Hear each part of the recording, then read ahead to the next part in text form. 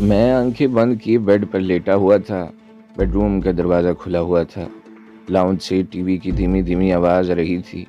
مجھے کمرے میں آئے آدھا گھنٹہ گزر چکا تھا، لیکن رضیہ ابھی تک واپس نہیں آئی تھی۔ جب میرے لیے آنکھیں بند کیے ساکت لیٹے رہنا مشکل ہونے لگا تو میں اٹھ کھڑا ہوا اور دبے پاؤں ٹی وی لاؤنج کی طرف آیا۔ وہاں ٹی وی اسی طرح چل رہا تھا، لیکن رضیہ اپنی جگہ پر موجود نہیں تھی۔ میں سمجھ گیا کہ وہ کل رات کی طرح اس وقت دوسرے بیڈ روم میں ہوگی۔ میں بے آواز قدموں سے دیوار کے ساتھ ساتھ آگے بڑھا تو دیکھا آج بیڈ روم کا دروازہ بند تھا۔ میں نے دروازے سے کان لگا کر کچھ سنگن لینے کی کوشش کی، لیکن بے سود دوسری طرف سے کوئی آواز میرے کانوں تک نہیں پہنچ پائی۔ میں نے جھک کر ہال سے آنکھ لگائی تو کمرے کے گوشے میں رضیہ موبائل فون پر بات کرتی ہوئی نظر آئی، لیکن دروازے سے کافی دور ہونے کے باعث اس کے صرف ہونٹ ہلتے ہوئے نظر آ رہے تھے۔ میں اسی طرح دبے پاؤں اپنے بیڈ روم میں واپس آ گیا اور دیوار کی طرف منہ کر کے لیٹ گیا۔ 2-3 منٹ بعد ٹی وی کی آواز آنا بند ہو گئی۔ شاید رضیہ نے ٹی وی آف کر دیا تھا۔ چند ہی لمحوں بعد وہ بیڈ روم میں تھی۔ میں بدستور آنکھیں بند کیے لیٹا تھا۔ وہ بھی خاموشی سے بیڈ پر دراز ہو گئی اور کچھ ہی دیر بعد اس کی سانسوں کی آواز گہری ہو گئی۔ میں نے اس کی جانب کروٹ لے کر دیکھا تو وہ گہری نیند میں ڈوب چکی تھی۔ میں آہستہ سے بیڈ سے اترا اور آہستگی سے چلتے ہوئے دوسرے بیڈ روم میں آ گیا۔ مجھے خاص طور سے رضیہ کے موبائل کی تلاش تھی۔ سب سے پہلے الماری کی طرف بڑھا۔ الماری حسب توقع لاک تھی۔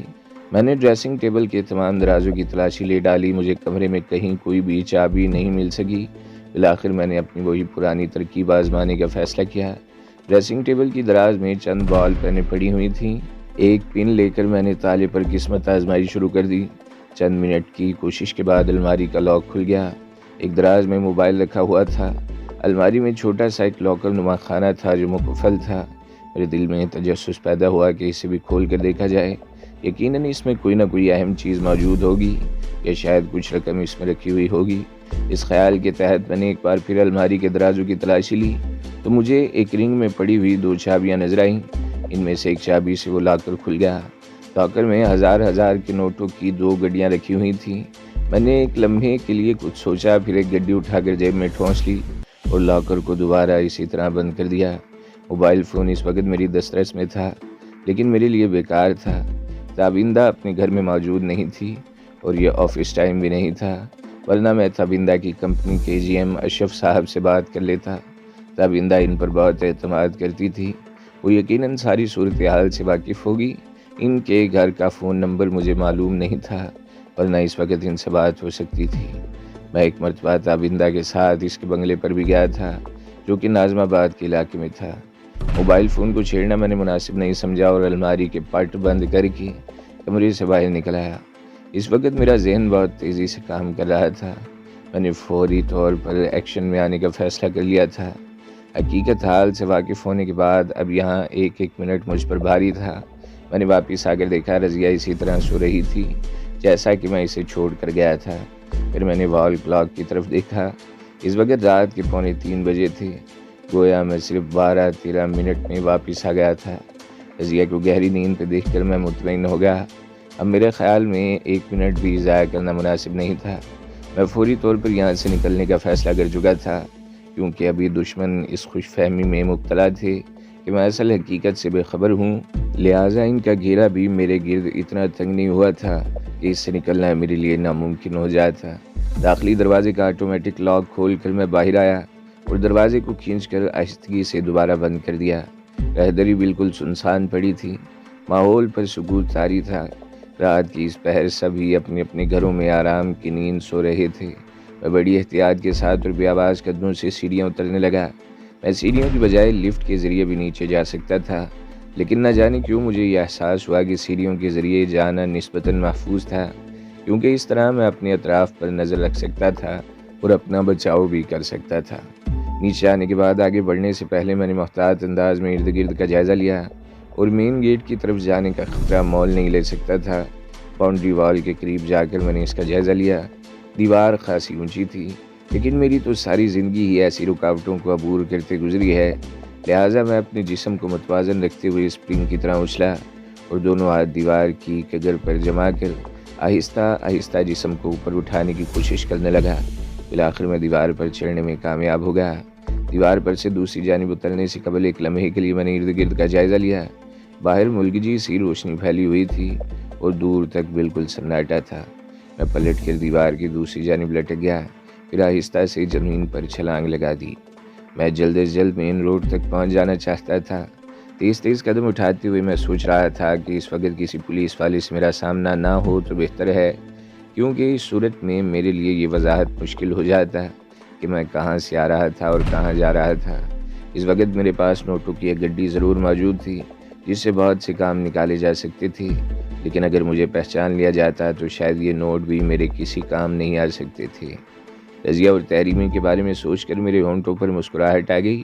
میں نے ایک بار پھر ان کے اندازے غلط ثابت کر دیے تھے۔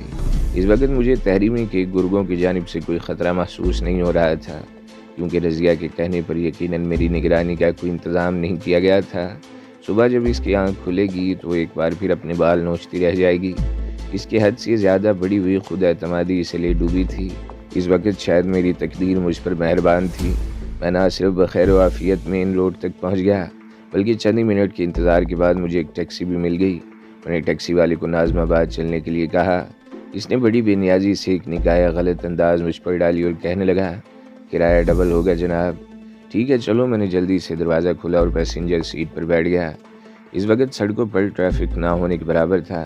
ٹیکسی فراٹے بھرتی ہوئی ناظم آباد کی طرف جا رہی تھی، جہاں تابندہ کی کمپنی کے جی ایم اشرف کا بنگلہ تھا۔ اس وقت وہی مجھے ایک ایسا موضوع شخص نظر آ رہا تھا جس پر اعتبار کرتے ہوئے میں اس سے رابطہ کر سکتا تھا۔ میں صرف ایک مرتبہ تھوڑی دیر کے لیے تابندہ کے ساتھ اس کے بنگلے گیا تھا، لیکن چونکہ مجھے اپنی یادداشت پر کافی بھروسہ تھا، اس لیے مجھے یقین تھا کہ میں وہاں پہنچنے میں کامیاب ہو جاؤں گا۔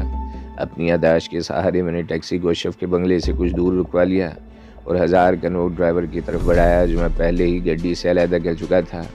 یہ دیکھ کر میں نے اطمینان کا سانس لیا کہ ڈرائیور نے خاموشی سے نوٹ لے لیا اور بقایا میرے ہاتھ میں تھما دیا، ورنہ میرے لیے ایک اور مسئلہ کھڑا ہو جاتا۔ غنیمت تھی کہ ٹیکسی ڈرائیور کے پاس چینج موجود تھا۔ ٹیکسی آگے بڑھ گئی تو میں اشرف کے بنگلے کی طرف چل دیا۔ چند ہی منٹ بعد میں بنگلے کے گیٹ پر کھڑا تھا اور گیٹ کے باہر لگی ہوئی نیم پلیٹ پر اشرف صاحب کا نام وغیرہ پڑھ کر اس بات کی تصدیق کر چکا تھا کہ میں درست جگہ پہنچا ہوں۔ ابھی تک چاروں جانب سناٹا چھایا ہوا تھا۔ میرے اندازے کے مطابق وہ صبح کے 4 سوا 4 بجے کا وقت رہا ہوگا۔ یقیناً وہ کسی شریف آدمی کے گھر جانے کا وقت نہیں تھا، لیکن مجبوری تھی۔ میں نے کال بیل کا بٹن کئی مرتبہ دبایا۔ کئی منٹ گزر گئے لیکن کسی کی آمد کے آثار دکھائی نہیں دیے۔ اس طرح زیادہ دیر تک گیٹ کے باہر کھڑے رہنا میرے لیے مناسب نہیں تھا۔ میں نے اضطراب کے عالم میں ایک بار پھر کال بیل کے بٹن پر انگلی رکھ دی۔ ذرا دیر بعد میں نے گیٹ کی جھری سے اشرف کو گیٹ کی جانب آتے ہوئے دیکھا۔ اندر ملگجی سی روشنی پھیلی ہوئی تھی۔ میں نے دیکھا کہ اشرف آہستہ آہستہ گیٹ کی طرف آ رہا ہے اور محتاط ہے۔ جو ہی وہ گیٹ کے قریب پہنچا میں نے بے صبری سے دبی دبی آواز میں اسے پکارا، اشرف صاحب گیٹ کھولیے، یہ میں ہوں نذیر، تابندہ کا شوہر۔ اس نے میری آواز سن لی۔ وہ لپک کر گیٹ کی اس جھری کی سمت آیا جس سے میں لگا کھڑا تھا۔ میں ذرا پیچھے ہٹ گیا تاکہ وہ مجھے اچھی طرح دیکھ سکے۔ چند ہی لمحوں بعد گیٹ کھلا اور اشرف نے ہاتھ بڑھا کر مجھے اندر کھینچ لیا، پھر جلدی سے گیٹ بند کر دیا۔ گیٹ بند کر کے وہ میری طرف مڑا اور دونوں ہاتھوں سے میرے بازوؤں کو پکڑے ہوئے ہیجان زدہ لہجے میں کہنے لگا، آپ ٹھیک تو ہیں نذیر صاحب؟ ہم سب آپ کے لیے بے حد پریشان تھے۔ اور میڈم؟ میں بالکل ٹھیک ہوں اشرف صاحب، میں نے اس کی بات کاٹتے ہوئے کہا۔ باقی باتیں اندر چل کر کرتے ہیں، اور ہاں آئیے۔ وہ آگے بڑھتے ہوئے کہنے لگا، دراصل غیر متوقع طور پر آپ کو دیکھ کر میں کچھ بدحواس سا ہو گیا تھا۔ وہ مجھے ڈرائنگ روم میں لے آیا۔ میں ایک صوفے پر بیٹھ گیا۔ وہ ڈرائنگ روم کا دروازہ بند کر کے آیا اور سامنے والے صوفے پر بیٹھ گیا۔ اس نے کچھ کہنے کے لیے منہ کھولا ہی تھا کہ میں نے ہاتھ کے اشارے سے اسے روکتے ہوئے کہا، اشرف صاحب سب سے پہلے یہ بتائیے کہ تابندہ کہاں ہے اور کیسی ہے؟ وہ کہنے لگا، نذیر صاحب یہ تو مجھے بھی نہیں معلوم کہ میڈم کہاں ہے، لیکن آپ اطمینان رکھیے وہ بالکل محفوظ جگہ پر ہیں۔ مجھے اس کا یہ جواب کچھ عجیب سا لگا۔ میں نے پوچھا، کیا مطلب؟ آپ یہ تو جانتے ہیں کہ وہ کسی محفوظ جگہ پر ہیں، لیکن یہ نہیں جانتے کہ کہاں ہیں۔ وہ جواب میں کہنے لگا، بات دراصل یہ ہے جناب کہ آپ کے اچانک غائب ہو جانے سے میڈم تابندہ بہت پریشان ہو گئی تھی۔ ان کی حالت کافی خراب ہو گئی۔ یہ بات تو تقریباً سب کو معلوم تھی کہ آپ کے لیے کوئی فون آیا تھا، جسے سن کر آپ کچھ دیر بعد واپس آنے کا کہہ کر باہر چلے گئے تھے۔ اتفاق سے 2 مہمان بچوں نے آپ کو کسی بڑی سی گاڑی میں بیٹھ کر جاتے ہوئے دیکھ لیا تھا۔ اس کے علاوہ وہ کچھ اور نہیں بتا سکے۔ انسپکٹر فرمان نے فوری طور پر آپ کی تلاش شروع کروا دی، لیکن دشواری یہ تھی کہ آپ کی کوئی تصویر موجود نہیں تھی اور آپ کے بارے میں میڈم تابندہ کی خاموشی سے بھی وہ الجھے ہوئے تھے۔ لیکن چونکہ ڈاکٹر کی ہدایت تھی کہ میڈم سے زیادہ سوالات نہ کیے جائیں، کیونکہ اس طرح ان کی ذہنی دباؤ میں اضافہ ہو سکتا ہے اور حالت مزید خراب ہو سکتی ہے، لہذا انسپکٹر صاحب اور ان کی بیگم میڈم کو اپنے ساتھ اپنے گھر لے گئے۔ تقریباً 2 دن بعد جب میڈم کی ذہنی کیفیت نارمل ہوئی تو انہوں نے انسپکٹر فرمان کو بتایا کہ کچھ جرائم پیشہ افراد آپ کی جان کے دشمن ہو رہے تھے، کیونکہ آپ نے ان کی مخبری کر کے ان کا مال پکڑوایا تھا اور انہیں شدید نقصان پہنچایا تھا۔ جب میڈم نے تحریمی کا نام لیا اور اس پر شبہ ظاہر کیا تو انسپکٹر فرمان نے میڈم کو فوری طور پر اپنے گھر سے کسی اور محفوظ جگہ منتقل کر دیا اور ان کا پتہ شاید انسپکٹر فرمان کے علاوہ کسی کو نہیں معلوم۔ اس نے خاموش ہو کر ایک طویل سانس لیا تو مجھے احساس ہوا کہ میں بالکل ساکت بیٹھا ہوا تھا اور سانس روکے ہوئے اس کا طویل جواب سن رہا تھا۔ اس نے ایک ہی سانس میں بہت سی باتیں کر ڈالی تھی۔ یہ جان کر میرے دل کو اطمینان ہوا کہ تابندہ صحیح سلامت تھی اور محفوظ ہاتھوں میں تھی۔ تب یک مجھے شدید پیاس کا احساس ہوا۔ میں نے اشرف سے گلاس پانی مانگا، وہ جلدی سے اٹھ کھڑا ہوا۔ وہ چند ہی لمحوں بعد پانی کا گلاس لے کر واپس آ گیا۔ میں نے پانی پی کر گلاس میز پر رکھا تو وہ کہنے لگا، میں آپ کے لیے چائے بنا کر لاتا ہوں، لیکن آپ کو چند منٹ انتظار کرنا پڑے گا۔ بیوی بچے گھر پر موجود ہوتے تو اب تک چائے بن کر آ چکی ہوتی۔ میں نے پوچھا، کیا سب لوگ کہیں گئے ہوئے ہیں؟ وہ کہنے لگا، پہلے میں آپ کے لیے چائے لے آؤں، پھر تفصیل سے آپ کو سب کچھ بتاتا ہوں۔ وہ جانے کے لیے اٹھ کھڑا ہو گیا۔ اس کے لہجے میں کوئی ایسی بات تھی کہ میرے کان کھڑے ہو گئے۔ میں نے ہاتھ کے اشارے سے اسے روکتے ہوئے کہا، چائے کو رہنے دیجیے اشرف صاحب، کوئی خاص طلب محسوس نہیں ہو رہی، اطمینان سے بیٹھیے اور بتائیے کیا بات ہے۔ میرے منع کرنے پر وہ بیٹھ گیا اور چند لمحوں تک خاموش بیٹھا، اپنے ہاتھوں کو گھورتا رہا، جیسے اسے کچھ سمجھ نہ آ رہا ہو کہ بات کہاں سے شروع کی جائے۔ مجھے وہ پہلے ہی کچھ پریشان اور مضطرب سا نظر آ رہا تھا۔ بات کیا ہے؟ وہ اصل میں ایک مخلص اور وفادار آدمی تھا، اس لیے میرے اور تابندہ کے مسئلے کی وجہ سے فکر مند تھا، لیکن ایسا محسوس رہا تھا کہ اس کے علاوہ بھی کوئی اور بات ضرور تھی جو اس کے لیے زیادہ پریشان کن تھی۔ اسے خاموش پا کر میں نے دوبارہ اسے مخاطب کیا، کیا بات ہے اشرف صاحب؟ آپ خاموش کیوں ہو گئے؟ آپ تو کچھ بتانے والے تھے۔ وہ دھیمی آواز میں کہنے لگا، کیا بتاؤں نذیر صاحب، آپ پہلے اتنی مشکلات کا شکار ہیں، پتہ نہیں کن کن مصائب سے گزر کر یہاں پہنچے ہیں۔ مجھے یہ بات چھیڑنی نہیں چاہیے تھی۔ وہ اس طرح میں اپنے دونوں ہاتھ ملنے لگا۔ میں نے بے چینی سے پہلو بدلا۔ اس طرح تو آپ میری پریشانی کو اور بڑھا رہے ہیں اشرف صاحب، جو بھی مسئلہ ہے پلیز آپ اس پر کھل کر بات کریں۔ وہ افسردہ سی آواز میں بتانے لگا، میڈم تابندہ کے روپوش ہونے کے بعد مسلسل مجھے گھر اور دونوں جگہ پر دھمکیاں میز فون موصول ہونے لگے۔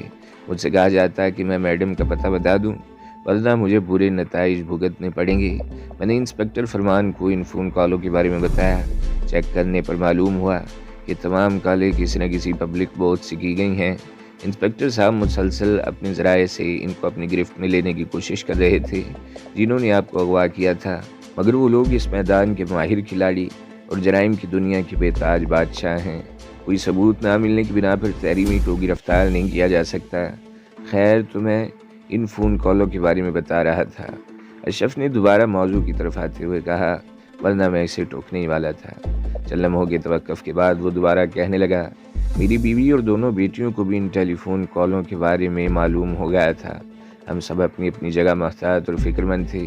انسپکٹر فرمان نے 2 سپاہیوں کی ڈیوٹی میرے گھر لگا دی تھی، لیکن پرسوں شام کے وقت 4 افراد نہ جانے کس طرح ڈیوٹی پر موجود دونوں سپاہیوں کو پھلانگ کر ریوالور لہراتے ہوئے ہمارے سروں پر آن کھڑے ہوئے۔ انہوں نے ہم چاروں کو ایک باتھ روم میں جمع کر کے تمام کھڑکیاں اور دروازے بند کر دیے اور مجھ سے میڈم تابندہ کا پتہ پوچھنے لگے۔ میری مسلسل لا علمی ظاہر کرنے پر انہوں نے مجھے زد و کوب کیا، گھونسوں اور لاتوں سے بری طرح مارا۔ میری بیوی اور بیٹیاں بری طرح سہمی ہوئی تھیں۔ جب میں مسلسل اس بات کی تکرار کرتا رہا کہ میڈم تابندہ کا پتہ نہیں معلوم، تو ان میں سے گنڈے نہیں جو الگ کھڑا تماشا دیکھ رہا تھا اور ان سب کا باس معلوم ہوتا تھا، کوئی اشارہ کیا۔ 2 گنڈے میری بیوی اور بیٹیوں کی طرف بڑھے جو ایک دوسرے سے چمٹی ہوئی کھڑی تھیں۔ انہوں نے میری بڑی بیٹی کو کھینچ کر الگ کر لیا۔ میں فوراً چلایا، چھوڑو میری بیٹی کو، اسے کیوں پکڑا ہے تم لوگوں نے؟ دہشت کے باعث وہ بری طرح کانپ رہی تھی۔ ان کا سرغنہ جو اب تک الگ کھڑا ہوا تھا میرے قریب آیا اور ریوالور میری کن پٹی سے لگا کر کہنے لگا، زیادہ شور مچانے کی ضرورت نہیں، ہم تمہاری بیٹی کو ساتھ لے جا رہے ہیں تاکہ تمہارا حافظہ کام کرنے لگے اور تمہیں اپنی میڈم کا پتہ یاد آ جائے۔ تمہیں چند دن کی مہلت دی جا رہی ہے، اس دوران نہ کسی طرف اس عورت کا ٹھکانہ معلوم کرو، ورنہ پہلے تمہاری بیٹی کی عزت جائے گی اور پھر جان۔ میں ان ظالموں کے آگے بہت گڑ گڑایا، لیکن اس شخص نے میرے منہ پر ریوالور کا دستہ رسید کر دیا۔ میں لڑکھڑا کر پیچھے ہٹا۔ وہ میری بچی کو کھینچتے ہوئے لے گئے اور جاتے ہوئے بیڈ روم کا دروازہ باہر سے بند کر گئے۔ میرا موبائل ساتھ لے جانے کے علاوہ وہ ٹیلی فون کی تاریں بھی کاٹ گئے تھے۔ ہم کافی دیر کمرے میں بند گمسم بیٹھے رہے۔ جب سپاہیوں کو ہوش آیا تو انہوں نے باہر سے کمرہ کھولا۔ اب تک میری بچی کی کوئی خبر نہیں۔ اپنی رودات سناتے سناتے اشرف کی آواز بھلا گئی۔ وہ خاموش ہو کر رومال سے اپنی آنکھوں کے گوشے صاف کرنے لگا۔ میں اپنی جگہ سے اٹھ کر اشرف کے برابر جا بیٹھا اور اس کے شانے پر ہاتھ رکھتے ہوئے بولا، آپ کی بیگم اور چھوٹی بیٹی کہاں ہے اشرف صاحب؟ انہیں میں نے اپنی بیگم کے والدین کے پاس اسلام آباد روانہ کر دیا ہے، اس نے سنبھل کر جواب دیا، اور میں خود یہاں ان لوگوں کے فون کے انتظار میں ایک ایک پل گن گن کر گزار رہا ہوں۔ ان برہموں نے اب تک مجھ سے رابطہ نہیں کیا ہے، نہ جانے میری بچی کس حال میں ہوگی۔ اس کی ایک بار پھر آواز بلانے لگی تھی۔ انسپکٹر فرمان کو تو ساری صورتحال معلوم ہوگی، میں نے سوالیہ نگاہوں سے اشرف کی جانب دیکھتے ہوئے کہا۔ انسپکٹر صاحب تو بیک وقت کئی معاملات میں الجھے ہوئے ہیں، لیکن میں جانتا ہوں کہ اس وقت ان کی تمام تر کوششیں میری بیٹی کی بازیابی پر صرف ہو رہی ہیں۔ میں نے تائیدی انداز میں سر ہلایا۔ پھر اچانک ایک خیال کے تحت میں نے پوچھا، اب تو آپ کی حفاظت کے لیے یہاں پولیس والے نظر نہیں آ رہے؟ وہ گنڈے جانے سے پہلے دھمکی دے کر گئے تھے کہ اب اگر تمہارے گھر کے ارد گرد بھی تو ہم تمہارے بنگلے کو بم سے اڑا دیں گے۔ لہٰذا میں نے انسپکٹر صاحب سے درخواست کی کہ یہاں کسی کو نہ بھیجیں، میری حفاظت کی فکر نہ کریں، بس میری بچی کو ڈھونڈ نکالیں۔ مجھے اس کا جواب سن کر کچھ اطمینان ہوا، کیونکہ میں نہیں چاہتا تھا کہ انسپکٹر فرمان کو فوری طور پر میری آمد کی اطلاع مل جائے۔ میں سکون کے ساتھ اپنے لیے کوئی لایا عمل مرتب کرنا چاہتا تھا۔ اشرف صاحب کی باتوں سے ظاہر ہوتا تھا کہ وہ اب تک میری اصل حقیقت سے لا علم تھے۔ میڈم نے انہیں کچھ نہیں بتایا تھا، اور مجھے یقین تھا کہ اس نے انسپکٹر فرمان کو بھی میرے بارے میں کچھ نہیں بتایا ہوگا۔ اس سلسلے میں میری احتیاط پسندی بھی میرے کام آئی تھی کہ میں نے تابندہ کو شادی کی مووی اور فلم بنوانے سے منع کر دیا تھا، ورنہ انسپکٹر فرمان اب تک میری اصل حقیقت کا کھوج لگا چکا ہوتا۔ لیکن مجھے زیادہ خوش فہمی نہیں تھی۔ معاملات اس حد تک الجھ چکے تھے کہ جلد یا بدیر حقیقت کو آشکار ہونا ہی تھا۔ بہرحال میں ایک اشتہاری مجرم تھا۔ میں دنیا سے لڑتے لڑتے اور دوڑتے دوڑتے اب تھک چکا تھا۔ میری خواہش تھی کہ اپنے انجام سے پہلے تابندہ کو دیکھ لوں، چند روز سکون کے ساتھ اس کی زلفوں کی چھاؤں میں گزار لوں۔ میری قسمت ہی ایسی تھی کہ زندگی کی دھوپ میں دوڑتے دوڑتے جب مجھے ایک مہربان سایہ آنچل نظر آیا تو مجھے اپنی زندگی ہی ختم ہوتی نظر آ رہی ہے۔ اشرف صاحب میرے منع کرنے کے باوجود چائے بنانے کے لیے چلے گئے۔ ان کو پیش آنے والے واقعات کے بارے میں سوچ کے میرے ذہن میں سنسناہٹ سی ہونے لگی۔ وہ بیچارے ایماندار اور روزادار قسم کے انسان تھے، حق کے نمک ادا کرتے کرتے گیہوں کی طرح گھن کی طرح پس رہے تھے۔ اس وقت مجھے رضیہ پر بے تحاشا غصہ آ رہا تھا۔ مجھے نوعمری سے غلط راستے پر ڈالنے اور میرے تباہ کرنے میں سراسر اس کا ہاتھ تھا۔ اس وقت بھی میری اور مجھ سے متعلقہ لوگوں کی تمام پریشانیوں کی ذمہ دار وہی تھی۔ تحریمی کے جذبہ انتقام کو ابھارنے میں بھی دراصل اسی کا ہاتھ تھا۔ تحریمی کی آڑ میں وہ اپنا کھیل کھیل رہی تھی۔ تابندہ سے میری شادی کی خبر سن کر وہ لاہور سے دوڑی چلی آئی تھی، کیونکہ وہ میرے ہاتھوں ذکر اٹھا چکی تھی۔ اب وہ مجھ سے اپنا حساب کتاب برابر کرنا چاہتی تھی۔ میں جانتا تھا کہ اپنا مقصد پورا ہونے کی خاطر وہ انتہائی حد تک جا سکتی ہے۔ اس کی ایک مثال اشرف صاحب کی بیٹی کا اغوا تھا۔ میں اس کے قبضے میں تھا۔ اس دوران وہ تحریمی مختلف حربوں سے مجھ پر قابو پانے کی کوشش کر رہے تھے۔ رضیہ جانتی تھی کہ یہ بہت مشکل تھا، لہذا مجھے مکمل طور سے زیر کرنے کے لیے وہ تابندہ کی تلاش میں تھی۔ تابندہ تک پہنچنا بھی انتہائی مشکل تھا، اس لیے وہ ان اوچھے ہتھ کنڈوں پر اتر آئی تھی۔ میں انہیں خیالات میں غلطاں صوفے کی پشت سے ٹیک لگائے بیٹھا تھا کہ اشرف صاحب چائے اور کچھ بسکٹ وغیرہ لے کر آ گئے۔ اس وقت تک باہر صبح کا اجالا پھیل چکا تھا۔ تو دوستو، اگلی قسط سننے کے لیے ہمارے چینل کو ضرور سبسکرائب کریں، ویڈیو کو لائک کریں اور بیل کے آئیکن پر بھی کلک کر دیں تاکہ ہر جو آنے والی ویڈیوز ہیں وہ آپ کو سب سے پہلے ملتی رہیں۔